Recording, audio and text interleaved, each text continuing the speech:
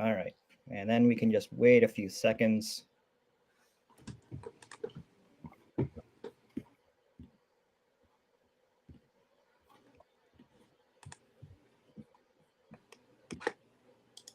Yeah, we've got like a 10-second delay or something, 15-second delay. So if we swear or Bert swears, then Stuff on Facebook.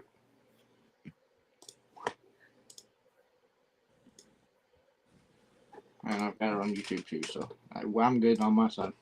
Yeah, we are up and running. We're now live on Canadian Racing Tours Facebook and After the Scales on YouTube, here with Jacob Dove and Robert Clements and Sean Blight, here to bring you the last After the Scales of 2024, unless something major breaks in that we want to talk about. But boys, we got a big show. We've got a lot of cool guests coming on. We've got Connor Morell coming on in about 5 minutes. But first, we kind of wanted to talk about 2024 and what some of your favorite moments or memories of the racing season were for you guys. Jacob, why don't you start? Yeah, I mean, obviously, I'm wearing the shirt right now. Dale Jr. bringing back the Budweiser 8 scheme was probably one of my biggest highlights for me, just because that car was so synonymous back in the day when I was a kid, seeing that Budweiser red car. Obviously, it was one of Junior's most iconic rides in NASCAR, and to bring them back for the late model was really cool to see. Obviously, I didn't realize my funny little video on TikTok would get so many views after just me messing around, and I misspelled America and ended up getting 640,000 views. So, and people were giving me crap about Busch Light instead of Budweiser, but hey, yeah, I was one of those people. Yep, but enjoy my favorite festive beverage, Busch Light, tonight. So looking forward to that. But that was definitely a highlight for me. And obviously, there was a lot of really cool races this year with sprint cars and late models. Obviously, going to the World Finals and meeting Sean in person was really cool. Yeah. One of my biggest highlights. So. Yeah, that was a really cool weekend. Had a lot of fun. Bert, how about you? It's just kind of been an all-around season for me. Just been kind of I haven't been able to go to any races, like big races, but hopefully it changes next year. But I mean, it's just the same. I'm glad to see what Bobby Pierce has done, and I hope he does a lot better next season. I know Jacob has mixed feelings, but they're not mixed. Yeah, yeah. Let's just keep it friendly. Let's just keep it friendly here. But yeah, I really think he's going to do a lot next season. So I just can't wait to see it, and I look forward to being able to go to all those bigger races next year. Yeah, and I know one race. I know Bert and I are planning on doing the Dirt Late Model Dream in June, and we're hoping Jacob can come too. Doing the Dream, that was one of my highlights, like one of my biggest highlights this year. I've never been a Dirt Late Model guy until I started chatting with you guys, and I went to the Dream. The racing was okay, to be honest, but I just had an absolute blast hanging out with Ricky Weiss and Spencer Hughes and chatting with Ricky Thornton Jr. and some of these guys in the pits. Like, they're just such awesome, down-to-earth guys. Talking to the late model fans, the parties in the pit or the parties in the campground after. I've done the last 3 Kings Royals, but the Dream, as far as the partying and the hanging out in the campground, that was it. Like, that was, as far as being at an event, that was the most fun I had this year. Yeah, and let's not forget, we started After the Scales about 9 months ago too. So this whole journey of where we're at now, ending the year off, over 51 episodes we've done, is pretty cool and been pretty fun. Obviously, Bert was kind of responsible for kind of giving us a new opportunity to do a podcast. So yeah, all 3 of us in different parts of the country and a different country with Sean is pretty cool, kind of joining up and doing this. Yeah, and I went to 49 races. I didn't get to 50, which I was kind of bummed about. I had a bunch of rainouts this year that would have had me over 50. But I'm going to blow that out of the water this year. We got the Chili Bowl in January, hoping to get down for Lucas Oil Speed Weeks there at the start of February. So that was really cool. Like, every weekend I had a different race. I was doing some asphalt stuff, mostly dirt, but touring around a lot of new tracks that I haven't been to in the States. That was really cool. And like I told you guys, seeing the dirt late models up close in person, like seeing Bobby Pierce sweep the weekend. I was getting my guys mixed up. Bobby Pierce sweeping the weekend at Sharon. I know the second race at Sharon was phenomenal. That was probably the best late model race I've seen this year. So yeah, you guys kind of got me hooked on the late models. So thanks a lot. Yeah, I know Bert's definitely been influential with that. And speaking of late models, I also wanted to give a quick shout out to Mrs. Brunson, Kyle Brunson. Oh, cool.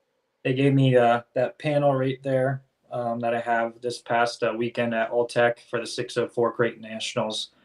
With my birthday and Christmas coming up on Christmas Eve, it was pretty cool to get an early Christmas present from them. So that was really nice of her to give me that. So signed and everything too. So it was pretty cool. Yeah, so just to update anyone who's tuning in, our format, we're going to have Connor Morell at 7 o'clock. Every guest is going to get about 10 to 12 minutes. We might run long with some, I'm sure. Brandon Young, 350 super modified driver, will come after that. Then we got Spencer Hughes, Kelly Hebing, who we haven't had on yet either. She's going to be coming on at 7:30. Then Jake Lutz and Devin Borden to round out the rest of the show. If you have any questions or comments for any of our guests or for any of us, please leave them in the YouTube and Facebook chats. Bert is monitoring those, and he's going to be dropping in with any questions or comments you guys have. So we're all ears. If there's anything you want to talk about, your favorite racing moments of 2024, what you're looking forward to most in 2025.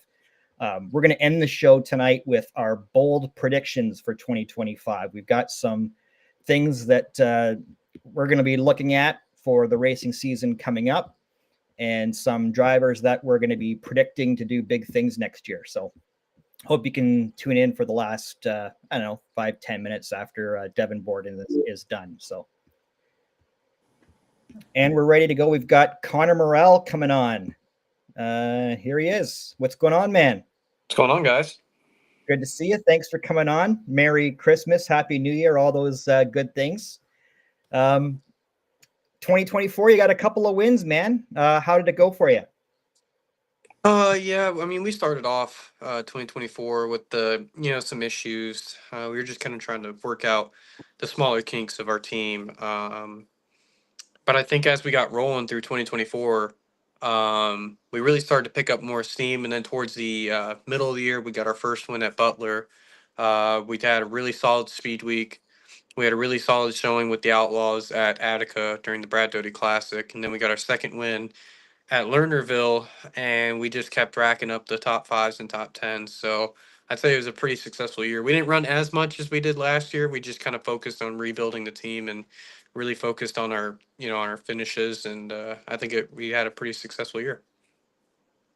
Yeah, speaking of success, you had 6 top fives, 10 top tens, obviously the 2 wins, Connor. Do you think that you're going to carry the momentum over into 2025 season? Obviously, there's a lot to look forward to. There's new series forming with, different money and purses and a lot of opportunities to make some money, even in regional racing. Yeah, I think we're going to carry our momentum. I think we finally found a good shock package that works for me as a driver, and a good bar package with Zach Newland at Strange Oval. And I think we really started fine-tuning all the stuff that I like as a driver, and I think it's really helped me this year. And yeah, on the new series that are coming up, obviously the All-Stars are back. For it only being brought back within a month, I would say it's a pretty solid schedule that Rich Farmer came up with. And yeah, the regional deal, it seems to be getting a little bit better this year compared to where it was last year. It definitely seems like there's a little bit more money around, Ohio, Pennsylvania, Indiana, Michigan. So yeah, I would say the regional racing has definitely gotten a lot better going into 2025. All right. And I just want to reiterate for anyone who's just tuning in, if you have any questions or comments for any of our guests that are coming on, drop them in the YouTube or Facebook chats, and we'll try to get to them. Bert is monitoring those. Connor, away from the track, with Christmas coming up, we've got our Christmas beverages here with us. You're hanging out with your friends and family around Christmas. What's your go-to holiday cocktail? Um, my favorite's bourbon. I'm a big bourbon guy. I like actually. Hold on, I got my drink Yeah, over here. yeah. So let me grab it real quick.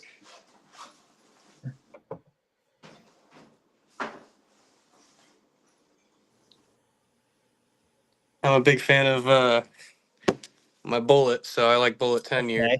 preferably. So that's what I like to drink. I mean, honestly, you put anything in front of me, I'll probably drink. But I like Bullet. Bourbon's just kind of always been my thing. So So we're just to update anyone because I was telling these boys off air. So in here, I've got my hot apple cider mixed with Jack Daniel's apple.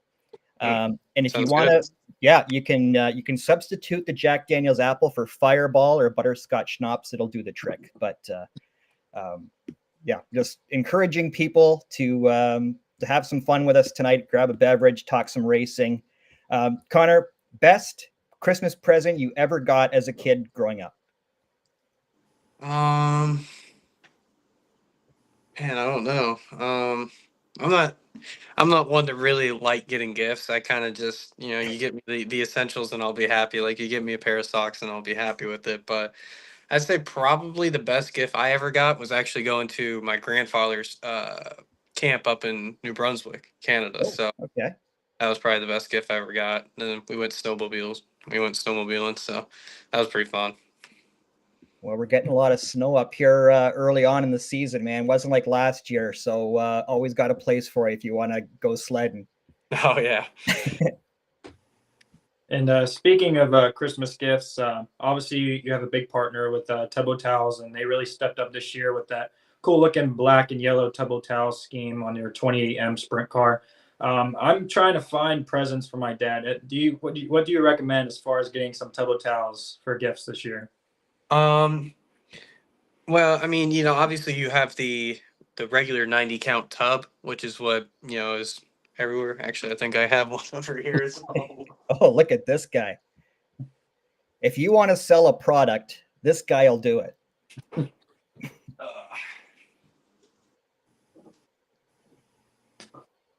Yeah, if you're looking for cleaning stuff, I would definitely recommend getting Tubbo Towels. It's just probably the best. It's the best heavy duty cleaning wipe there is. Now they did just come out with a new product that's only available on Amazon right now. It should be going into stores here soon, from what they've told me. But it's a dual texture wipe. So on the front side, it's rough. So and then on the back side, it's just like a normal like Tubbo Towel wipe. I think it's the best thing that they've made so far. It just takes anything off that you can possibly. It actually works really good on the glass top on the stove if you ever had issues getting like crust off that. Well, I hope we get a commission if you sell any of these tonight. That's all I'm hoping for. Yeah, absolutely. All right. We like to break news on this show as much as we can. Jacob asked you about 2025. $1 million question, man. You shaved your head. You chopped it all off. It's growing back now. What are we doing in 2025, man? What's going on hair wise? Oh, going on hair wise. Well, I'm just growing it back pretty much. I'm just All right, so let me bust in. I got a fancy graphic here ready to go. Here it is. Breaking news. Connor Morell's growing his hair back, ladies and gentlemen. Man, it's almost like no one could have guessed. We got some up to do for me, but I think I might chop mine off here soon. Yeah. I was actually thinking about when I had my long hair was actually asking hair companies to sponsor, but it's kind of odd to ask a hair company that only does women's hair to sponsor a dude's long hair. So do you have a plan as far as the I know the All-Star schedule just kind of came out a week or two ago. Do you have a plan for next year yet? Just going to kind of keep doing your Ohio pick and choose with the major events? Well, it's really hard to say right this second. I have a lot of things in the work and it seems pretty promising. I'm aiming a little higher than the All-Stars, but Okay. I just as soon as I hear stuff is when I'll start knowing more. So I'm just trying to keep low profile before I know exactly what Yep. I'm going to do. But Yeah, well, you definitely. I know you kind of got off the High Limit All Stars tour, but probably gained a lot of confidence last year, getting a couple of wins and still racing against a lot of that good competition there in Western PA and Ohio. yeah, things didn't work out with the high limit deal. Just things with the team, and it wasn't going to work out. So instead of trying to push ourselves on the high limit tour, we'd rather come back and just focus on the team. So yeah, that's pretty much what we decided to do, and it definitely helped my confidence a lot, I'd say. And I've been waiting to see more Connor Morel merch out there. You got any plans on getting some more hats or T-shirts out there? Yeah, I know. I've been kind of slacking on the t-shirt side of things pretty bad. Man, I've just been so busy with trying to run a race team. Sometimes it's hard for me to, call up a designer and say, "Hey, design me this, and that," because, they want all these files. I'm like, man, I'm like almost always on the phone. My screen time for today is 10 hours, and shows you where, like on the screen time, it shows you like each app. On my phone, it has about 7 hours on the call app. I'm like, man. So it's hard for me to kind of sometimes, put things together, but I'm working on something with Angry Duck. I'm going to get with their designer here soon. I'm going to see if I can release some Tub of Towels merch before the end of the year, but I don't know if that'll happen. So All right. Well, we got a guy too. We can hook you up with thanks. our sponsor. We can be in touch with that too. Connor, before we let you go, is anyone you want to thank? Anything you want to say before we let you run? We really appreciate you coming on, man. Yeah, no problem.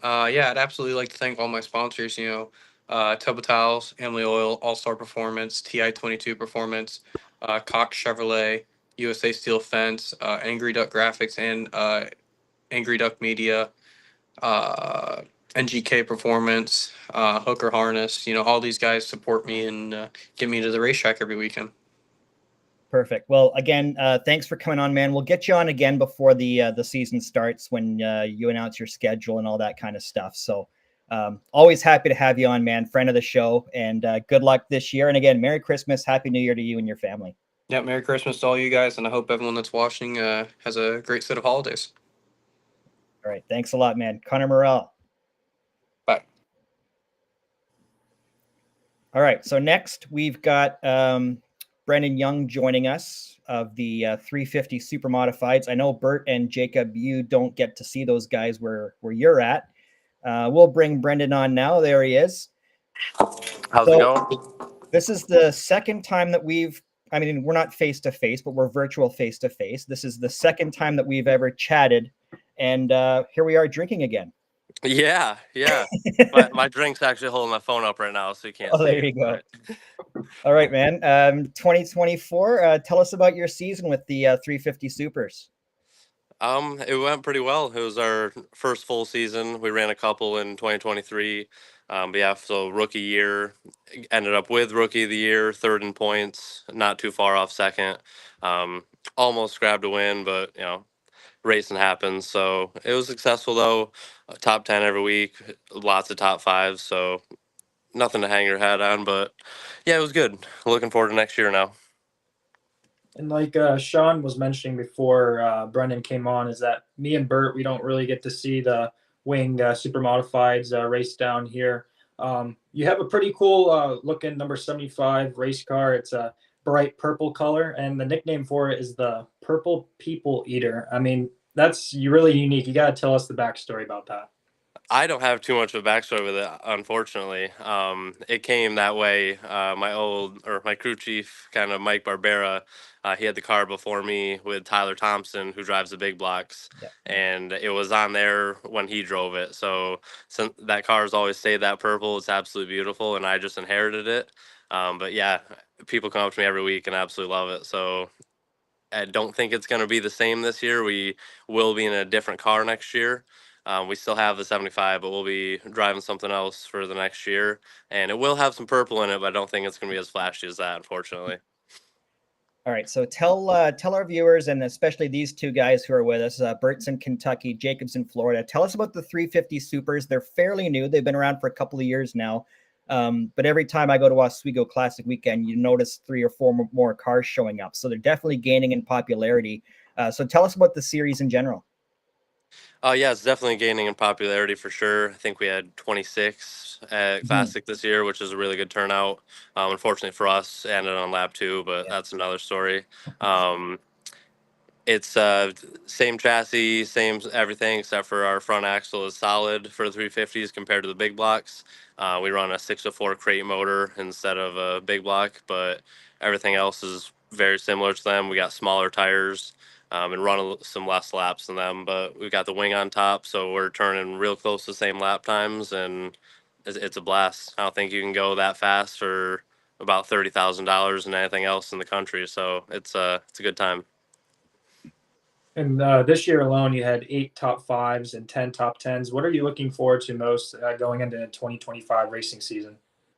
Um, what I'm looking forward to and not looking forward to is my buddy Josh Sokolic no longer racing with us. Um, obviously I think he ended up with 4 or 5 wins this year. Obviously won the championships, smoked the rest of us. So I'm looking forward to him not being there on the track, but he's a good buddy of mine, so it is gonna be sad not having him around. But it looks like the competition is gonna stay similar to what it was last year. Obviously, people learn every year. We've got a couple new guys coming in, so I think the weekly count should be in the 15 to 20 mark. We're hoping. Um, we're gonna try our best and not click off some wins. We're praying for championship, but we won't know till this time next year, really. What's I don't know if you're at liberty to say, we've got some people, Oswego Speedway shared our post. So what is Josh's plans for next year? He announced it at the banquet, so I don't think it's a secret anymore. Okay. He's going to be racing his mod, the Sportsman mod, for the full year. Then they're building a tour mod, I believe, for the year after that. So he'll be running that full time. I imagine we'll see him in and out of a super of some sort throughout the year, hopefully. Not sure which car yet, but he's a good driver. He's already got a few rides last year, so I assume he'll be back around for sure. All right. So we've got some non-racing questions we'll get to. But as far as 2025 goes, you tour around a little bit. What are the tracks that you guys hit up? Next year, we're going to try to do a little bit of the smack racing. We're going to miss 1 or 2 Oswego shows. They're bringing some other cars in, and since we're a sport class, we won't be there every week. But we're going to run some of the smack stuff. So whether that's Monadnock, Lancaster, maybe. I think Evans Mills might have a race this year. So we'll try to travel around there. And I'm going to be racing the National Series in my quad again, their ATV. And so that starts February 15th down in South Carolina. So from February to October, I'll be wide open racing next year. Excellent. All right. So we asked Connor Morel a couple of non-racing Christmas related questions here. So you got your drink holding up your phone right now. What is your go-to holiday beverage? The one holding up my phone is a Corona, but I don't drink too often. But if I do, it's probably gonna be a Jack and Coke. Well, that's not what I experienced at Classic Weekend, because your team was passing around the moonshine. I think it was like peach moonshine or something like. Yeah, we've got the peach, creamsicle, blue raz, Jolly Rancher. That stuff has bit me a couple too many times, so I stay away from it for the most part. But that blue still gets me hooked. Man, For had sure. you guys were parked next to Camden Proud's team, and that was the place to be. I was experiencing Classic Weekend. Absolutely. Yeah, I think we had 30 people on our back trailer door. We didn't even load the car till I think midnight. So, yeah, it was a good time. Uh, and your Canadian beer there, that was delicious. So, bring Yeah. some more of that next year. Yeah, well, I had to make a trade after the moonshine, so. Oh, yeah. I mean, it's hard to beat that moonshine, honestly. It gets dangerous. And with Christmas coming up, does your family have any Christmas traditions that you like to do? Nothing special, really. I mean, right now I'm down in Florida with my dad. Every year this week we come down and see my grandparents, so I'm out on their patio right now. Um, that's pretty much it, though. Me and him come down, see my grandparents every year, and then just get together Christmas Eve and Christmas Day as a family, and that's about it. Where at in Florida, if I may ask? Rotunda. Okay. So they were right in the eye of the hurricane. So beaches are still destroyed and everything. There's a bunch of mess down here, but weather's beautiful, so can't complain. Yep. And best Christmas present you ever got as a kid? Actually, I heard that on the last one, and my dad started naming off. He's like, "Oh, well, I got you this and this and this." The parents always remember. Oh yeah, so probably my first ATV. I don't know if it was exactly a Christmas gift. It was around that time though, and I raced open wheel mic rods before, but then he got me that, and we've been wide open racing for the last 15 years now. So if it weren't for them buying me these little racing machines, I wouldn't be interviewing here today. So probably that. Yeah, it's awesome. I got to Oswego last, what were we, the Twin 40s. You guys were down there. So I'm gonna do that event again. Definitely catch up with you. And if you're going to Lancaster, man, let me know, because that's pretty close to me too. It's actually like one of the closest US tracks to me. So That works out well. yeah, so we'll Brandon, appreciate you coming on. I know it's short, but we'll get you on again before your racing season starts. Merry Christmas to you and your family, and good luck in 2025, man. Can't wait to hang out with you again in person. Thank you very much for having me, and same to you. I'll save some moonshine for you. I love it. I love it. All right, man. Thanks a lot. Thank you. Nice meeting y'all. All right. We are ready to go with Spencer Hughes coming on next. So again, anyone has any questions, comments, leave them in the chat on Facebook or on YouTube. We'll get to them. Spencer Hughes is coming on next. Then we've got Kelly Hebing at 7:30, Jake Lutz around 7:40, and we'll finish off with Devin Borden around 10 to 8. Speaking of comments, Bert, we have any questions yet? Well, I'm trying to get them out, but No, don't look at me. don't look at me. This is live, so you can't cut it out now. No, it's in there. It's in there. All right, so we got Spencer Hughes coming on. He was one of our very first guests. We love Spencer and JCM Motorsports. They've been really good to us, and sharing our content, sharing my photos, my personal photos. So big shout out and thank you to those guys. And here is my favorite dirt late model driver from Mississippi, Spencer Hughes. How's it going, man? Yeah, going good. Good to see you. Merry Christmas and Happy New Year to you and your family. Thanks for coming on, man. Yeah, I appreciate it. Happy or Merry Christmas and Happy New Year's to y'all. And let's talk about 2024, the year that was for you. You got a bunch of wins spread throughout the season. I know you got a few of them right after you came on with us, so I'm sure that's just pure coincidence and we had nothing to do with it. But we will take some of the credit. Yeah, maybe it's good luck or something. Yeah. So talk about your year that was, man. Yeah, I mean it was a good year. We started off pretty good. Had a couple good nights at Speed Weeks, and then just continue on from there and won quite a few races there at the beginning of the year. So then towards the end of the year, just ran so, and then built our own race car one time. Finally won a race with it, and that's just been kind of a I don't know, looking back on it, the year's kind of flown by, really. Mm-hmm. Yeah, and your 24 race season, you had 7 wins, 16 top 5s, and 34 top 10s. Are you going to carry that momentum to 2025? Obviously, you got a lot of Lucas, World of Outlaws, a lot of coming up for the season. Are you still planning on doing like a 2 schedule for next year, or you kind of haven't set a full schedule yet? Yeah, I don't really know. We're just going to start out here in just a few weeks down at Brunswick. I think we start down there the 14th of January, something like that. So we'll just run all the Lucas Speed Weeks and just kind of go from there. Hey, Bert, go ahead. You wanted to ask him about his street stock, I think. Yeah. So what's kind of going on with the street stock? I seen there at the end of the year you had that one finish. I'm pretty sure it said my race pass said you ended up winning one. So how does that kind of compare, and does that help you at all behind the wheel of the late model? Probably every time you race helps a little bit, but that deal was just kind of special. I've always wanted to build a car just from scratch right there in our own shop and in Meridian, and somehow or another we found enough time and days to get that done over the summer. Helped a couple rainouts and stuff, and I was really scared it was just going to be destined to run second because we broke it out at Street Stock Nationals and ran second at that and was passing for second in the World Championships there at Wynot and broke, and then ran second the Fall Classic. But we finally, actually, it's right back there. Got it done at Swainsboro. I actually have the crew chief of the 001. He was working at Swainsboro. He's in here chilling. That's Kyle Mars. So What's up, guys? How's it going, Kyle? he was probably more of the brains behind the Swainsboro win. Just exposing all the latest technology.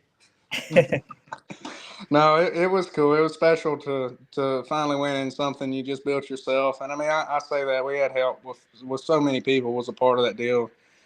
Jason Jackson and Kyle helped out on a bunch. Wormy and Rodney and Noah Dasp with Daryl Posey. And I know I'm forgetting Greg Hollinsworth did a bunch. It was a massive group project to make everything come together in such short time as far as how many days we actually spent working on it. So it was definitely pretty cool and something I'm real proud of. Tell us about your dome experience this year. Was that your first time going there? No, we went last year, and last year probably went just a hair better, but this year just didn't quite qualify as good as we needed to the first day, and we kind of dug ourselves back up out of a hole with a little bit of had to force our way through there a little bit, and may have hurt a couple feelings, but I guess that's what they all say. That's part of the dome or whatnot. But just ended up having a flat tire there Friday night. Really put us without being able to change a tire up there, which is it's fine. We understand it going into it. That's just kind of the rules you play by up there. But just set us really far back for Saturday and missed it by a couple spots. But it was cool. It's the dome, and it's definitely one of a kind, and then probably growing to be one of the biggest events besides probably the World 100 we go to throughout the year. Yeah, we had Trevor Gundaker on just I think the night before the dome started, and he was giving us a behind the scenes look at the setup and everything. And we were definitely getting some FOMO not being there. Like it's growing every year. Like just talk to the fans like why you need to get to that event because it looks so cool, and I might have to go next year. Yeah, if you haven't been to the dome, you definitely have to go. It's there's nothing else like it, and I think by this point I've been to just about everything there is out there. But you're in a stadium that they built in just a few weeks, right? They built the track and all that, and you get 35,000 fans together, and it's just different and cool. And the whole city of St. Louis, like downtown St. Louis, you don't see nothing but racing shirts and hoodies walking around, and I don't know, it's just I wasn't a big fan of it the first year I was a part of it, really, as far as getting set up into it. It's so much headache getting the hauler in and out. But, it's just part of what you have to go through to get everybody organized enough to be inside of, one building for a weekend. But really, I don't plan on missing one ever again. And it's truly, it stands out from every race there is throughout the year for sure. So if you've never been, you definitely have to go check that out. Well, I have to say, probably really Christmas present for anybody who is racing at the dome. Probably an extra spoiler piece or deck because you guys have went through a lot of parts at the dome. But speaking of Christmas gifts, what are some Christmas gifts over the year that kind of highlighted you, maybe as a kid that stuck out in your mind, or maybe a memory that maybe a Christmas in the Hughes family? Oh, well, that's a tough one there. I don't know. I never really asked a whole lot for Christmas or whatever, other than just to go racing. So, like my parents blessed me with plenty of even if it might not come on Christmas Day, I always had something to race there growing up and stuff. But that's really about all I ever asked for. But I don't know. Just hopefully maybe we can get I'm gonna race a crate car at Talladega this weekend. I think they're calling it the Christmas something other. So maybe I'll That's cool. pick up my next favorite one there. Do you have any family traditions in the Hughes household? And what's your favorite holiday cocktail? You're sitting around hanging out with friends and family. What do you mixing to drink? As far as tradition, we just good job, Kyle. Kyle he just had an accident over there. Speaking of the drinks. Yeah. Speaking of the drinks, he's trying to make. I don't know if I can turn it. He's trying to make one right now. He's going to spill the Sprite everywhere, but Now, Tito's and Sprite normally gets the job done, but as far as family traditions, we just always Christmas Eve we eat at my grandmother's house, which is just right down the yard from my race car shop there at home, and then we do Christmas morning at my parents' house, and then go to my aunt's that afternoon. And normally the tradition lasts 4 or 5 years. After we get done with all that, I just go right back to the shop and start working again, or building something. It's just part of that time of year. So that's what the Hughes family Christmas looks like these days. Yeah, you're 365 days a year down there. There's not too many weekends off for you guys. Really hoping I can get down to Florida there for Lucas Oil Speed Weeks and hang out with you guys for a bit. What's your schedule gonna be like? I know Jacob kind of touched on it. Just you race a ton. Like, how many races are you kind of planning or aiming for next year? I'd say probably about the same. Well, it might be more. I'd say anywhere between 80 and 100.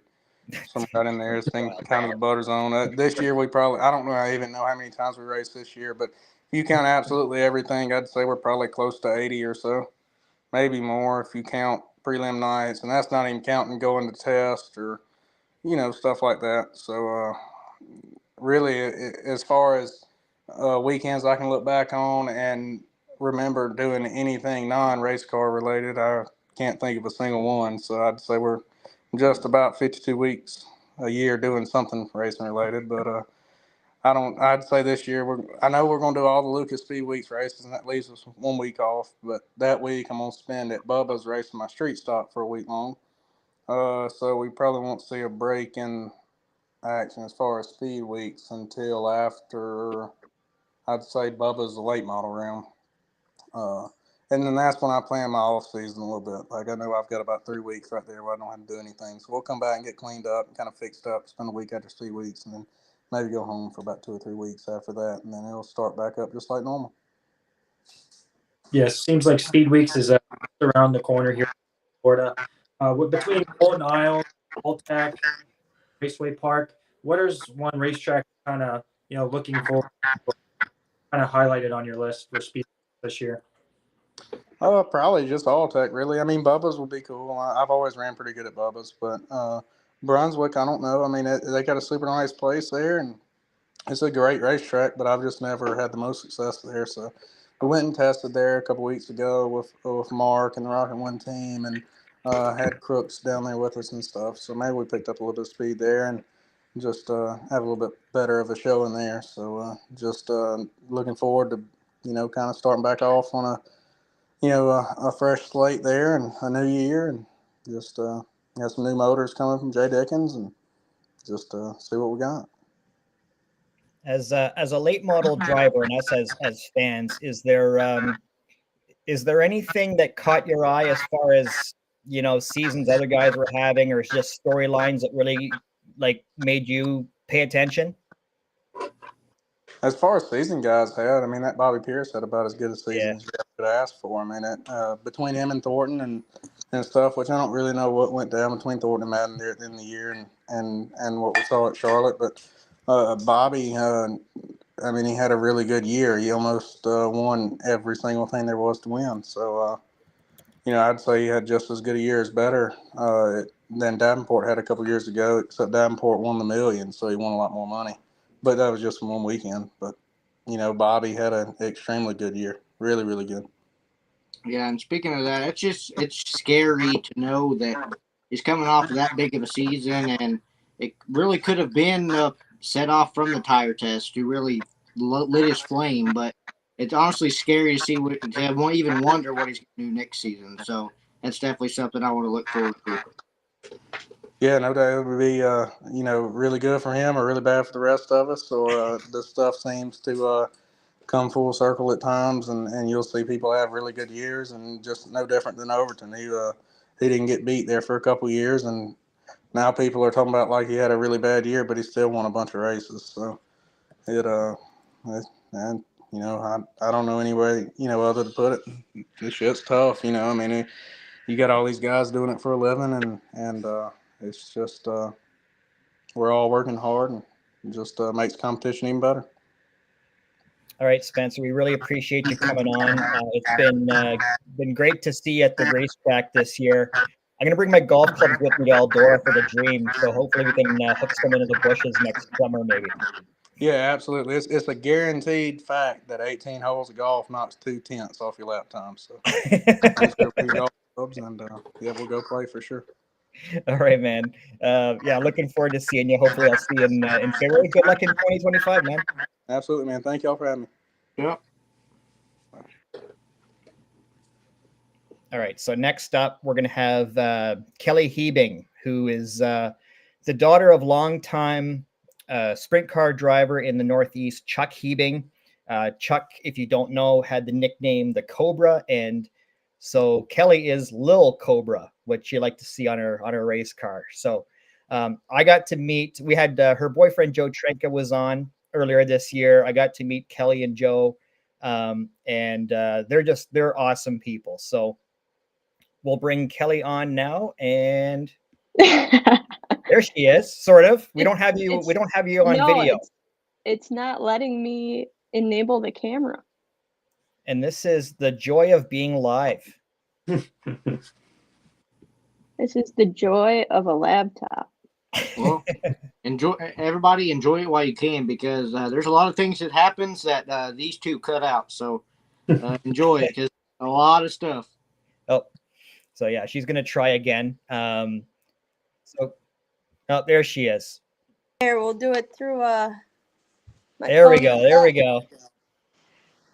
All right. So 2024, I met a lot of people for the first time, and I'm gonna say, in all honesty, that Kelly and Joe are two of the coolest, nicest people that I got to meet this year. And I'm not just blowing smoke. So it's great to see you. Great to talk to you. How was your 2024, Kelly? it was good till it wasn't, right? Yeah. No, it was cool. Got to work with my dad for the first time, with him not in a fire suit too. So that was a pretty big deal for me, and got to experience Joe in the Silver Crown car with the Carlson team. So that was a pretty big deal to go and enjoy that with him too. So it was a cool year. Yeah, how was it for your 2024 balancing your own racing? Obviously, you got one top five and five top tens, and also supporting Joe's racing as well this year. It's a battle we have gone on for the last 14-ish years. We've been together since we were little kids. So it's funny, but this year kind of allowed me to be a little bit more of a girlfriend. So that was a cool deal, and actually get to watch them and not race against them or try and beat them. I actually got to cheer them on a little bit more, so it was nice. Yeah, so I was telling these guys, you made your crew chiefing debut on a Silver Crown car this year. Tell us about that weekend. I had a blast hanging around you guys.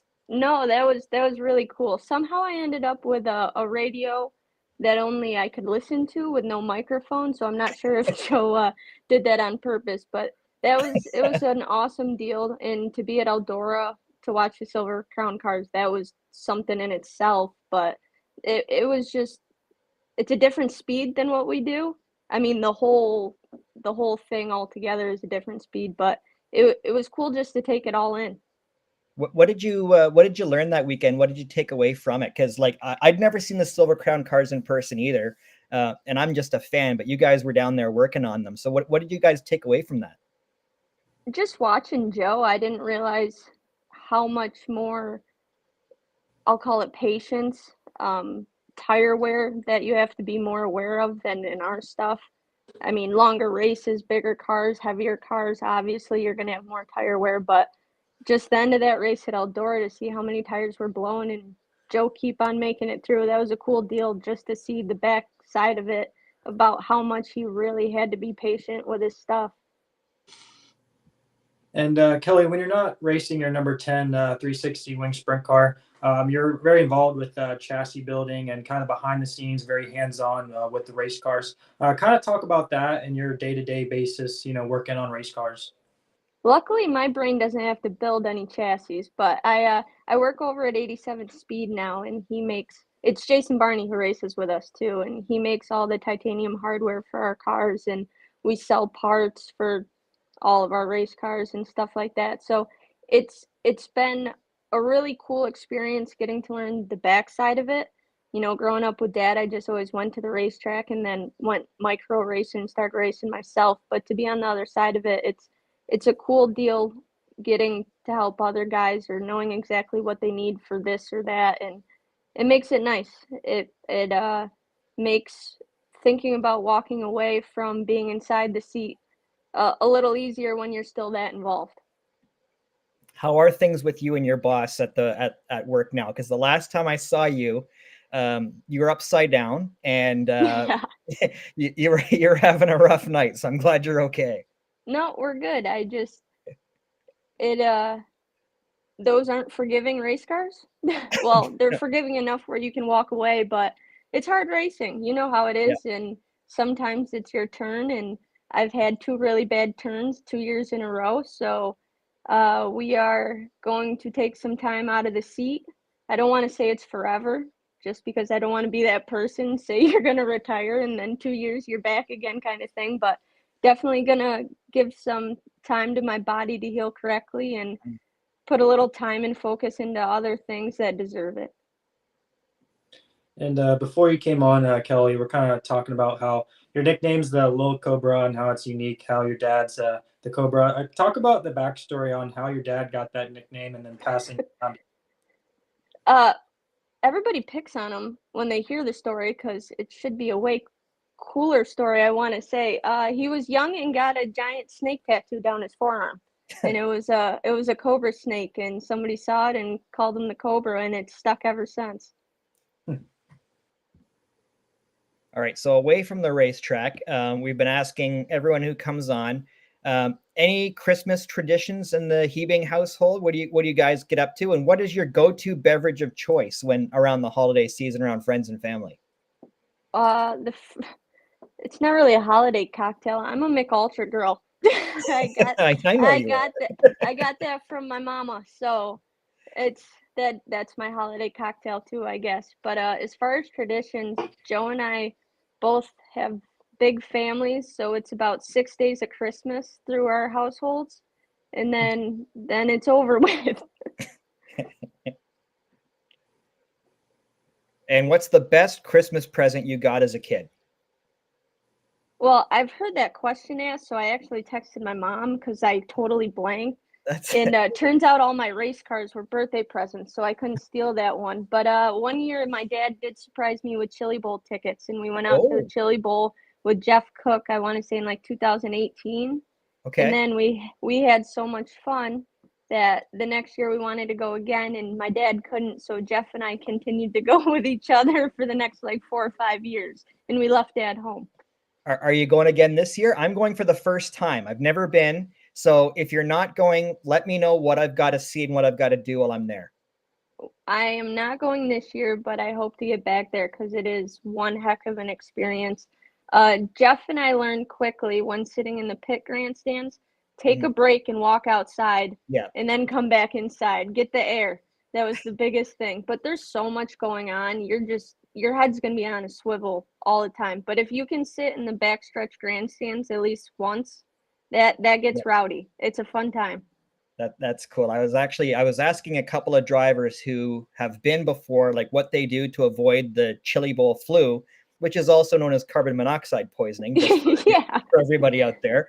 And I was talking to Robbie Price, who's going, fellow Canadian, who's going for the second year in a row. And he was talking about, he gets an IV like halfway through the weekend and he's on all these extra vitamins and stuff. I'm like, okay, but just for me, he's like, just make sure one night you don't go. Or you get outside and you get some oxygen because it gets brutal. The first year we all came back with some serious colds for a week and a half. And then after that, Jeff and I always tried to, like, every hour, a couple hours, we'd go out the back door there behind the pit grandstands and we'd walk outside all the way back up into the main pit entrance. And that made a huge difference, just getting some real air. All right, so for 2025, because I've been texting with Joe a little bit, you've got some big high limit World of Outlaws, a lot more 410 stuff coming to New York State and your guys' area. Kind of what are his plans then for 2025, and you as well, if you're going to be working around the car. I don't know if they'll let me touch that race car. No, I think my plans for next year is gonna figure out how to fill some crock pots for Joe and the boys. That's gonna be a new one for me. But no, I think hopefully Joe's gonna try and go for an ESS championship, and if I can feed the boys at least and help out on that side of things, that'll be cool. And I know he's got some more races planned with the Carlsons and the Silver Crown car and Cool. going back 410 racing. So it sounds like he's going to keep us busy enough where I don't need to do anything besides just hop in the hauler for once. Yeah, well, I know walking around the campgrounds there at Eldora for 4 Crown Nationals weekend, we got to wake some people up next year, because it got a little quiet early, and that can't happen with Kelly Hebing and the Mucci Motorsports guys. So Exactly. It must have been that 95-degree heat wiped everybody out the weekend we were there. It must have been. Kelly, we really appreciate you coming on. It's always so good to see you guys. I'm really glad our paths have crossed, because you guys are the best. So I can't wait. I appreciate that. I can't wait to see you guys in 2025, and we'll be in touch for sure. And so Merry Christmas and Happy New Year to you and your family.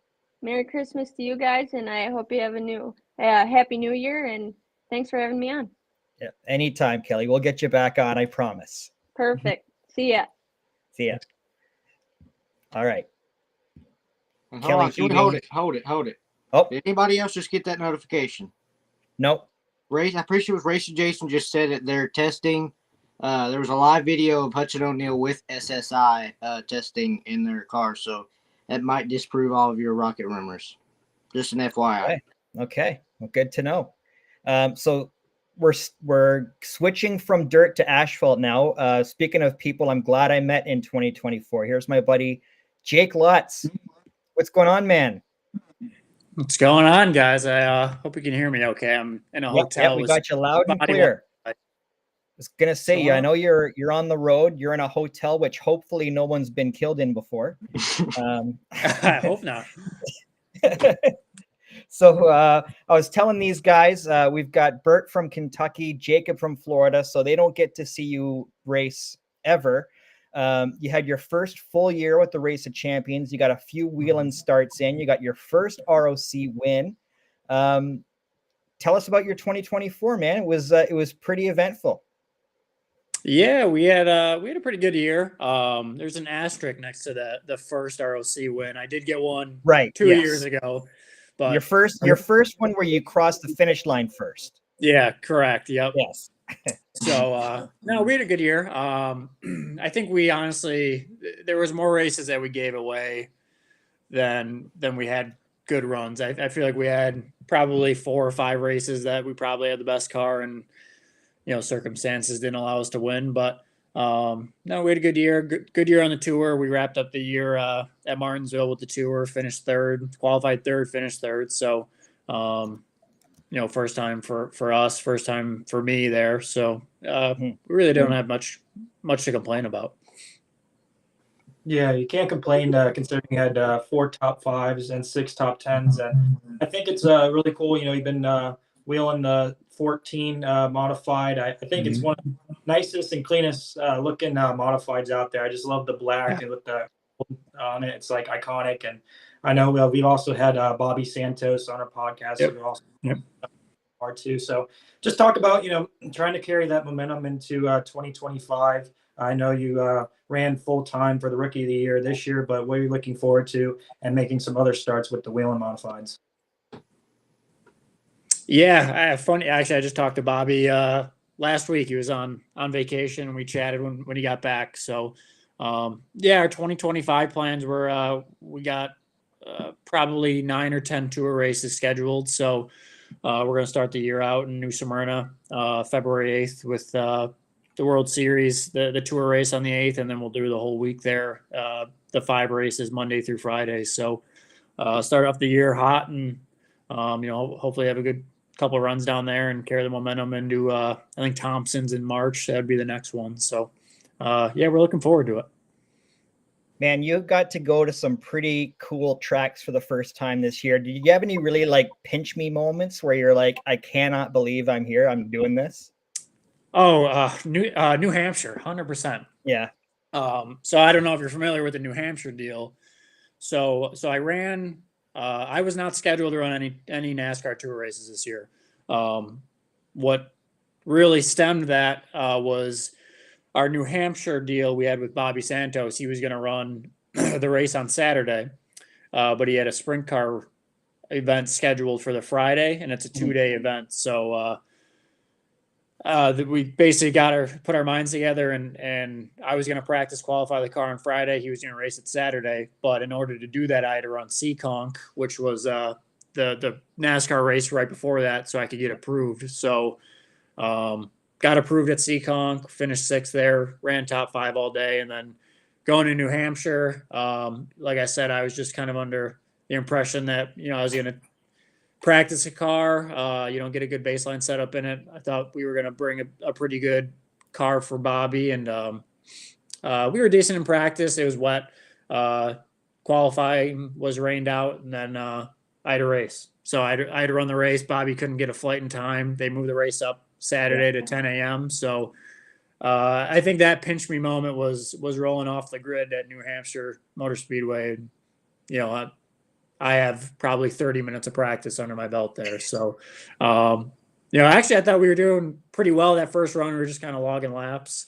I thought we had a really good car, and then the transmission on lap 2 was popping out of gear. So I was holding it in gear at 150 miles an hour. So that was exciting. So that was probably another pinch me moment. But no, that was fun. But luckily we're didn't tear the car up at all. It's just put a new tranny in, and we'll be back next year for it. So I'll just jump in here real quick, Jacob, because I know you got a couple questions to ask. But if you haven't seen the Whelen mods or the mods at New Hampshire, it's like the NASCARs at Talladega and Daytona. Yeah. Like it's all bump drafting. I got to see them once live, and I didn't quite know that that's how they raced at New Hampshire. So what was that like? Like you have no experience doing that. You had no practice basically. So like how quickly did you have to adjust to that? Yeah, the only experience I had was I ran World Karting Association, WKA go-karts back in the day, road course go-karts, and we would bump draft down the straightaways. But you're talking a 10 horsepower go-kart to a 650 horsepower mod. So I didn't really know what to expect, truthfully. I did not practice any bump drafting in the practice sessions. We only went out single car, like I said, to get a good baseline setup for qualifying. So I had no experience. It is quite the learning curve when you're out there. Any other track, you go to like Oswego, Lancaster, these 5/8, you can carry a run into the corner, and you can usually clear them, by the apex. New Hampshire, you have to carry that run all the way to, if you're trying to pass into turn 1, you got to carry the run all the way into turn 2. And you basically just, essentially make room. You just kind of let the car come up, and hopefully the guy that you're trying to pass is going to let you in. So the aero deal is completely different there. Depending on where you are in traffic, you get really aero tight going into the corner. The car in front of you will take the air off the nose, and the nose will start washing. So, no, it was different. It was different for sure. Some guys pick it up really quick. Unfortunately, like I said, I don't think we really had enough laps to figure out or to see if I figured it out yet. So, we'll try again this year. And with the history of modified racing in general, who have been some role models or idols that you've kind of looked up to? Obviously, one of the biggest modified names is obviously Richie Evans, but what are some other racers that you've really either learned from or looked up to in your career? So truthfully, I wasn't growing up. I was not an open wheel guy. I was actually a fender guy. I was a late model guy growing up, and then started working on the mods, 6 years ago. And, I just fell in love with open wheel cars, and now I won't even touch a fender. So, really growing up, I didn't really have any, people that I looked at, cause I wasn't really necessarily watching the mods too much. So, my initial answer would be, guys like, Bill Putney, my crew chief, for example. He's by far one of the smartest guys in the pit area, any track that we go to. He was a Race of Champions winner at Oswego.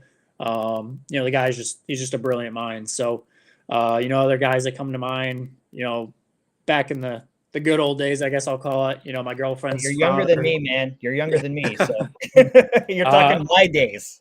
Yeah, my girlfriend's father, Charlie Rudolph, that was a guy in our area that, anybody you talk to speaks very highly of his talent behind the wheels. So, current generation, I'd say guys, that I still talk to and I bounce ideas off of are, guys like Bobby Santos, Pat Emmerling, Ron Silk. I try to talk to these guys quite a bit. Pat obviously drove for us. Actually, all three of those guys drove for us, but Pat drove for us for about a year and a half. So that's probably the closest, individual that I'm closest guy I'm with. The guy I'm closest with that's driven our car. Yeah,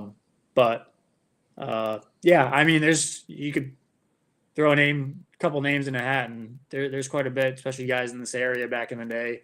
You're talking Troyers, Evans. Those guys were pretty damn good back in the day. So now we had Bobby Santos on our show earlier. I don't know if you saw that episode, but he was he spoke very, very highly of you.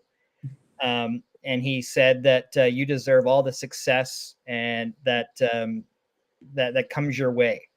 What does it mean? Like, because Bobby and I are about the same age, and I was just sitting in the grandstands as a teenager, watching him as a teenager kind of run super modifieds at Oswego. So he's always had a soft spot in my heart. What does it mean to hear someone like that, who's accomplished as much as he has, speak so highly of you?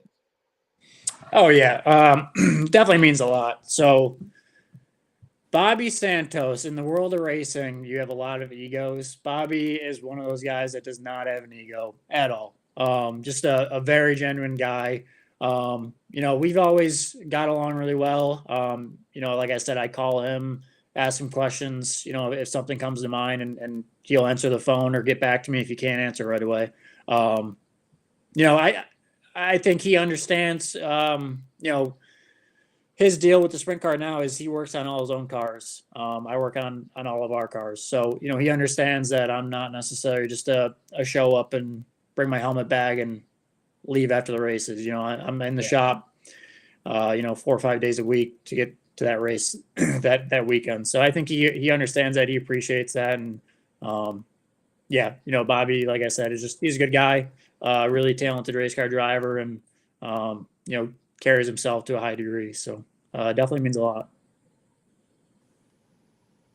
All right. Yeah, So and- away from the racetrack, Jake, any family traditions around Christmas time there in the Lutz household, or the Rudolph household, I guess, which you're now a part of? Yeah, the Lutz household, we have deep fried Christmas Eve. It was a tradition that I don't even know how it started. I think we didn't know what to make for dinner one day, and we just decided to fire up a fryer and just deep fry a bunch of stuff. So, have some drinks and play some family games, and that's about it. Nothing crazy. We're not going to go Christmas caroling or nothing, but that's our small little family tradition. What's the go-to Jake Lutz holiday drink? Oh, holiday drink. I'm not really a fancy guy. You give me a nice Miller Lite and I'll be good. Maybe a whiskey Coke. That's about it. Nothing. Yeah, so I don't know if anyone has been late to the party, but I've got my hot apple cider with Jack Daniel's apple. You can substitute the Jack Daniel's apple for Fireball, and that cinnamon just gives it a. So I have a funny story about hot apple cider, and I hope All right. Allie's listening here. I made Thanksgiving. She asked me to make some hot apple cider drinks. It was like caramel vodka and hot apple cider. Let's just say I won't be making them anymore. She wasn't a fan of my proportions on it, so said it was a little too strong for Thanksgiving. But Yeah, I Yeah. think me and Jake's are on the same boat here, just with the light beer go to. But I think Bert had a question for Jake. Yeah, so we got a question from our Facebook. It's asking if you have the same paint scheme for 2025.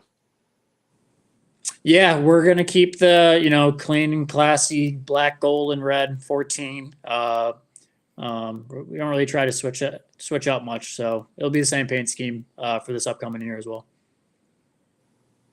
Cool. Well, I'm looking forward to seeing you at the track, man. Always a good time. You're like you said, you were working on fenders growing up, and I don't really do fenders too much anymore. So, and I don't really even do asphalt too more, except if Jake Lutz is at the track, I'll be there. So Appreciate that. yeah, looking forward to seeing you, and Merry Christmas, Happy New Year to you and your family, man. And can't wait to see you again in 2025. All right, fellas, I appreciate you having me on. Yeah, Merry Christmas, Happy New Year. All right. All right. See you, buddy. Okay. All right. So we're just waiting on Devin Borden. So I don't know, Bert, if you wanted to elaborate on what you were talking about before with Huddy there, because we're just waiting on Devin. All right, so hold on. I'm gonna actually pull it up and make sure because I'm not gonna say. You're a little bit late on the news, Bert. You put it out yesterday on. And why is it just popping up? Oh, look at me. So Hey, don't look at me. Okay, I'm just doing what my phone told me. so Okay, about if you know it, let's hear it. so about 30 minutes from my house, the Longhorn guys are currently practicing at Ocala Speedway or Bubba Raceway Park, whatever you guys want to call it. Yeah, Hudson O'Neill is there with Brandon Overton and Max Blair and Luke Morey. And the Longhorn boys are all just testing for Speed Weeks coming up. And obviously kind of put the rumors to rest, putting out on social media that, you thanked SSI for letting them come down to Florida and test. And you can't wait for the 2025 season. And obviously with Kevin Rumley, who is Mr. Longhorn pretty much himself. So that pretty much lets the rumors go to waste there. And correct you here.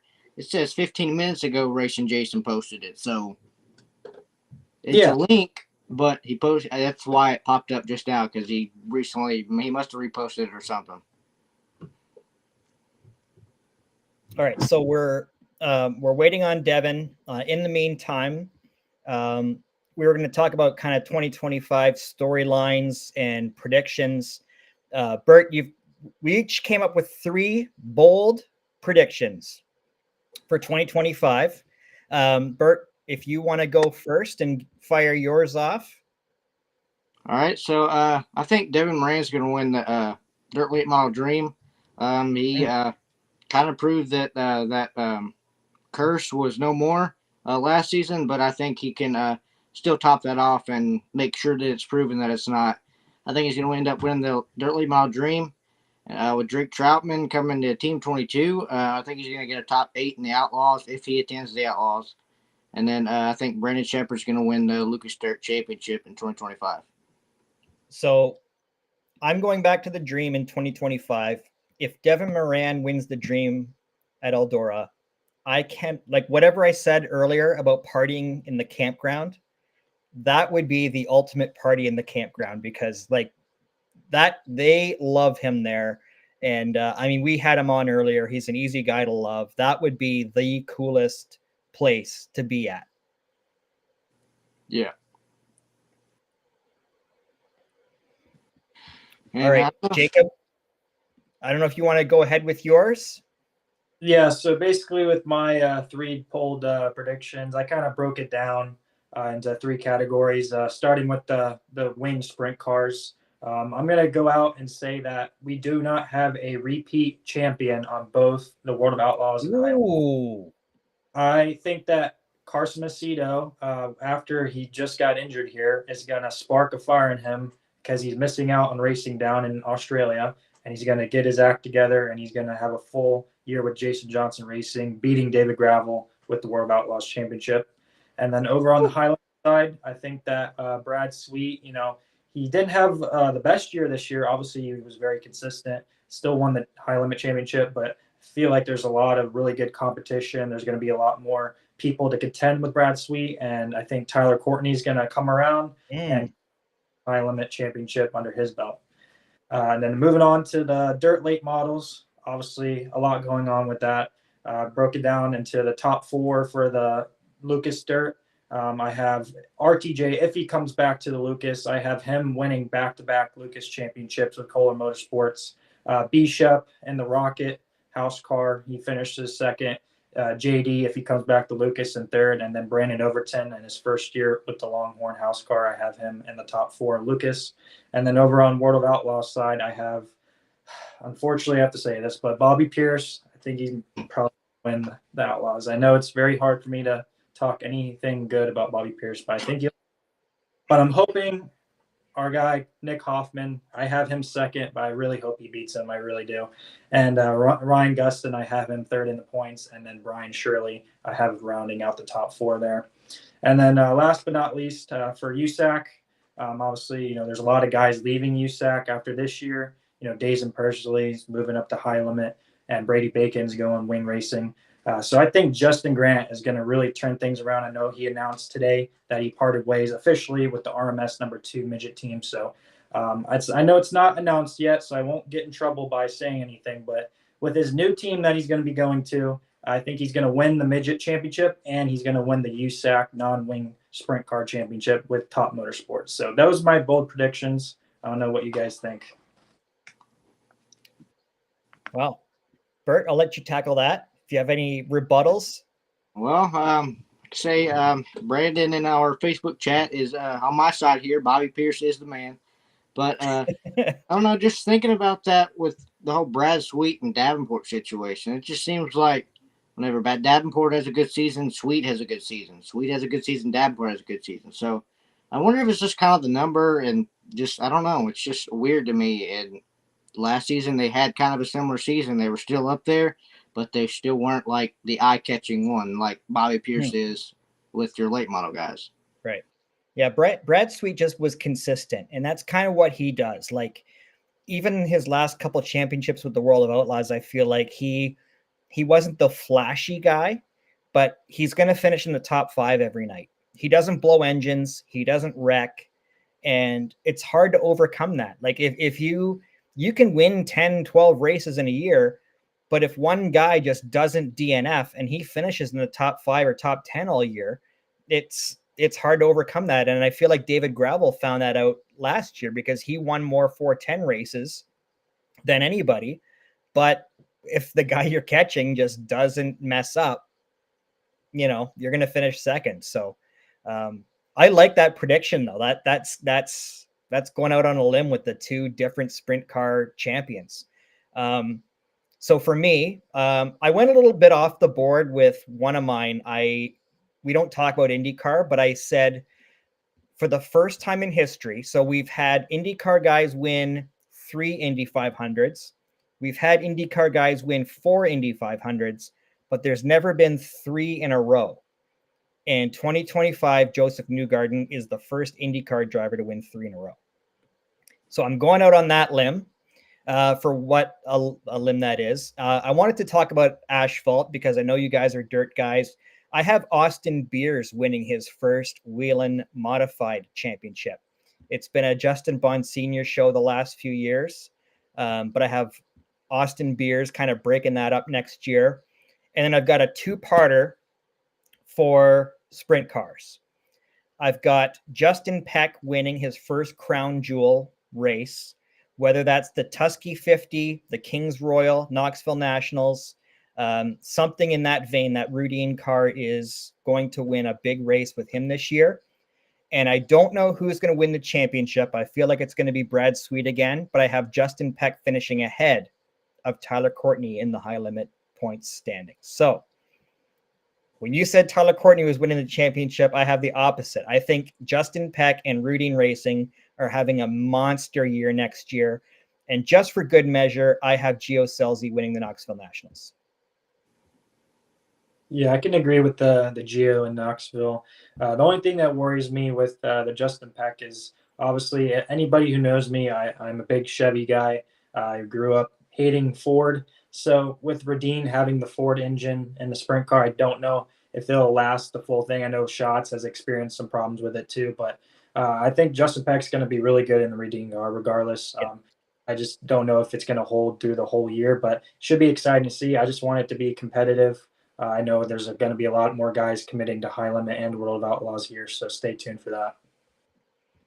And just a side note, I also have our buddy Danny Sams getting his first podium with a major touring series next year. I think that's going to happen. So just, I mean, that's a soft spot. That's an easy one for us. But Danny finishing on the podium at a High Limit or a World of Outlaw race next year, it's going to happen. We're going to will it to happen. And hopefully we get our decal on his car again next year. Oh, yeah.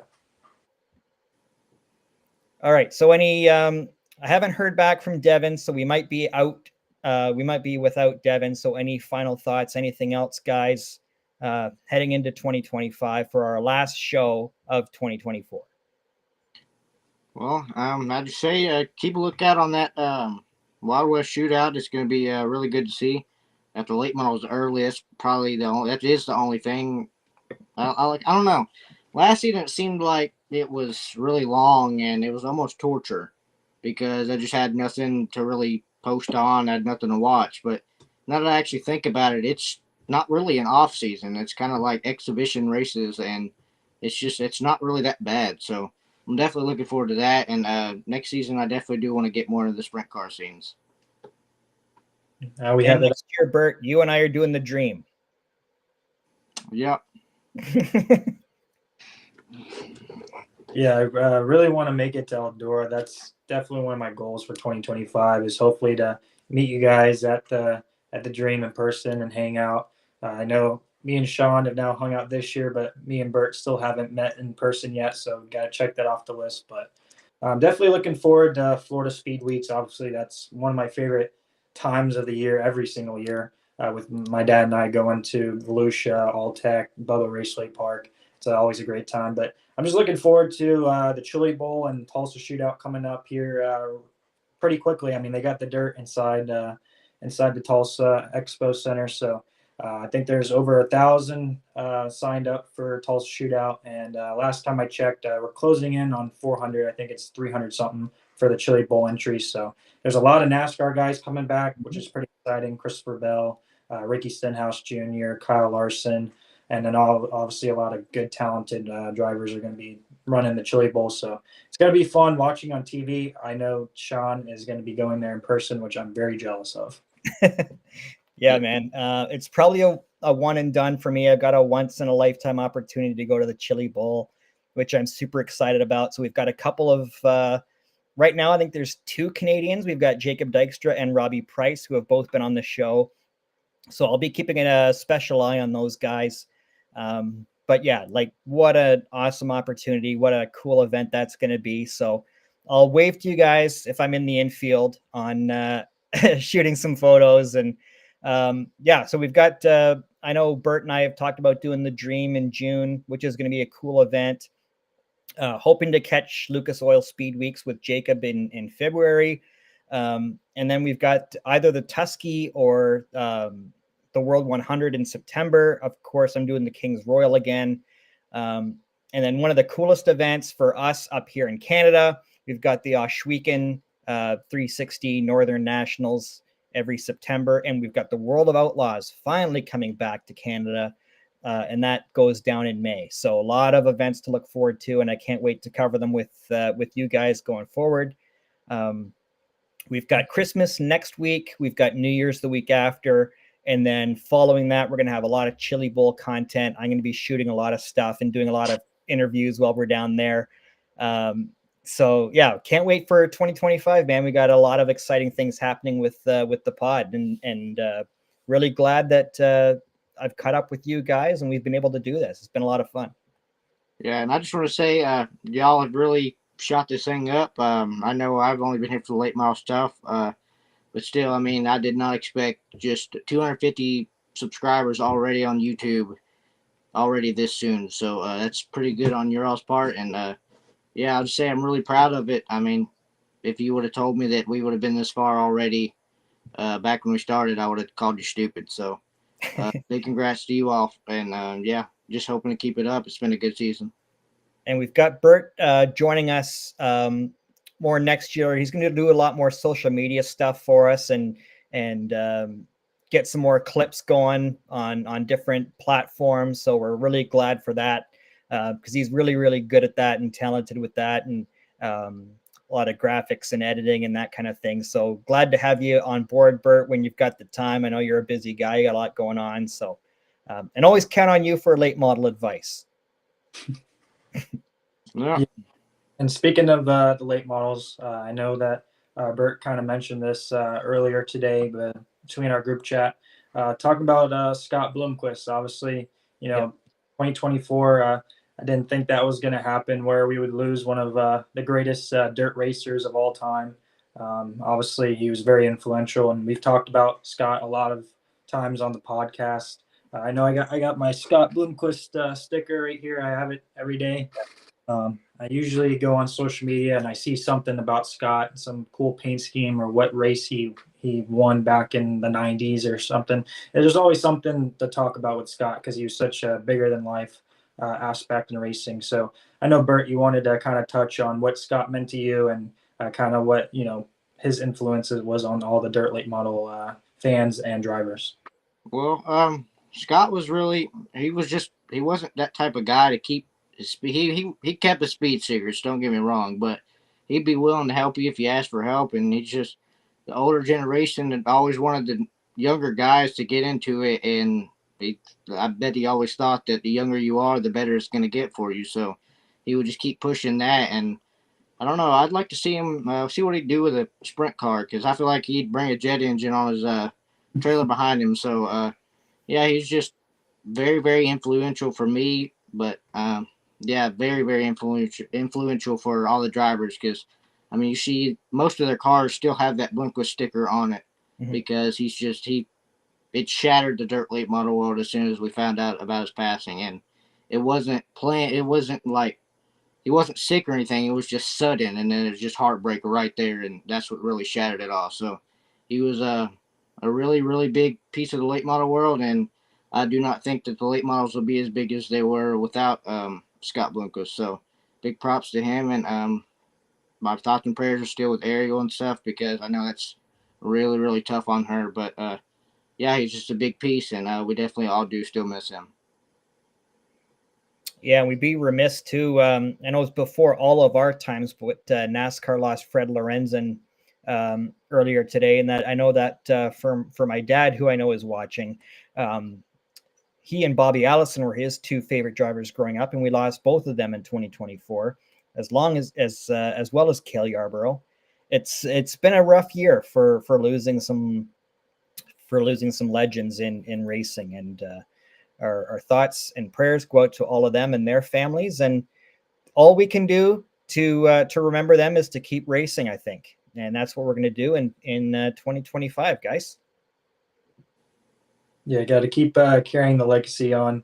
I know there's a lot of stories with those guys, and I remember talking about, you mentioned Bobby Allison, and about 2 years ago when I was at a NASCAR race in Homestead, I had some vintage racing stuff on, had a Miller High Life Bobby Allison hat on, and some random fan came up to me, older gentleman, said, "Oh, can I take a picture of your hat?" And I was like, "Yeah, sure." And it's like, "Oh, I'm going to send this to Bobby." And I was like, "Oh, no way." So, stuff like that, you never know who you're going to run into and the stories they might share.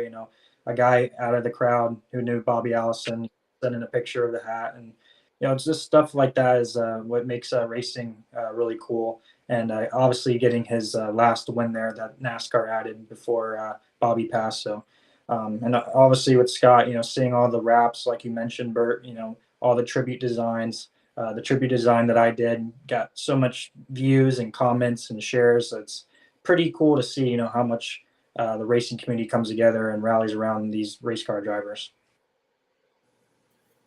Yeah, absolutely. And so unfortunately, I guess we're not going to get to Devon tonight. But we had some awesome guests, some great chats, and we had a blast in 2024 starting after the scales. And I wish you guys a Merry Christmas and Happy New Year. I know you'll see you in 2025. So thanks for being part of this, and can't wait to see where we take it from here, guys.